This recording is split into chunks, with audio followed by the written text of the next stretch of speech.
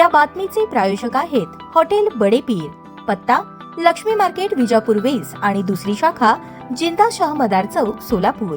बाळासाहेब सरवदे याचा खून केल्याप्रकरणी अटकेत असलेली भाजप नगरसेविका शालन शंकर शिंदे राहणार जोशी गल्ली सोलापूर हिस कोल्हापूर उच्च न्यायालयाचे न्यायमूर्ती मेहरुज पठाण यांनी जामीन मंजूर केला। यात हकीकत अशी, यातील मयत बाळासाहेब सरवदे हा मनसे पक्षाचा विद्यार्थी सेनेचा शहराध्यक्ष म्हणून काम करत होता। मयत बाळासाहेब याची चुलत वहिनी रेखा सरवदे हिने अपक्ष म्हणून सोलापूर महानगरपालिकेच्या निवडणुकीसाठी अर्ज भरला होता। यावेळी शालन शंकर शिंदे हिने देखील निवडणुकीकरता अर्ज भरला होता। 2 जानेवारी 2026 रोजी दुपारी 1च्या सुमारास आरोपी शालन शंकर शिंदे आणि इतर आरोपी हे घरासमोर येऊन तुमचा अपक्ष अर्ज काढून घ्या, नाही तर तुम्हाला बघून घेतो अशी धमकी दिली। यावेळी गल्लीत वाद नको म्हणून रेखा सरवदे हिने निवडणुकीकरता भरलेला अर्ज काढून घेतला। त्यानंतर सायंकाळी 4:45च्या सुमारास मयत बाळासाहेब सरवदे, बाजीराव सरवदे, आदित्य सरवदे असे हनुमान मंदिराजवळ थांबले असता शंकर शिंदे याची मुले आणि इतर लोक हे आरडाओरडा करत आले। त्यांनी त्यांच्या सोबत भांडण करायला सुरुवात केली। यावेळी त्यांच्या हातात तलवारी, कोयते होते। शालन शिंदे आणि शारदा शिंदे यांनी बाळासाहेब सरवदे याच्या डोळ्यात चटणी टाकली। इतर आरोपींनी त्यांच्या हातातील हत्यारांनी सपासप वार करून गंभीर जखमी करून त्याचा खून केला, अशा आशयाची फिर्याद त्याचा भाऊ बाजीराव पांडुरंग सरवदे याने जेल रोड पोलीस ठाण्यात दिली होती।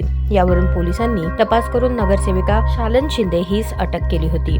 जामीन मिळावा म्हणून जिल्हा व सत्र न्यायालयात शालन शिंदे हिने अर्ज दाखल केला होता। तो अर्ज न्यायालयाने फेटाळला होता। त्यावर नगरसेविका शालन शिंदे यांनी आपल्याला जामीन मिळावा म्हणून ॲडव्होकेट रितेश थोबडे यांच्या मार्फत उच्च न्यायालयात अर्ज दाखल केला होता। अर्जाच्या सुनावणी वेळेस ॲडव्होकेट रितेश थोबडे यांनी आपल्या युक्तिवादात आरोपी विरुद्ध न्यायालयात दोषारोपपत्र दाखल असून दोषारोपपत्राचे अवलोकन केले असता सुरुवातीस अपघाती मृत्यू तसेच नेत्र साक्षीदारांचे जबाब आणि फिर्यादी जबाब हे सुसंगत नसल्याचा युक्तिवाद मांडला। त्यावरून न्यायाधीशांनी 1 लाख रुपयांच्या जामीनतर्फेवर जामीन मंजूर केला। यात सरकारतर्फे ॲडव्होकेट ए टक्कळकर यांनी तर आरोपीतर्फे ॲडव्होकेट रितेश थोबडे यांनी काम पाहिले।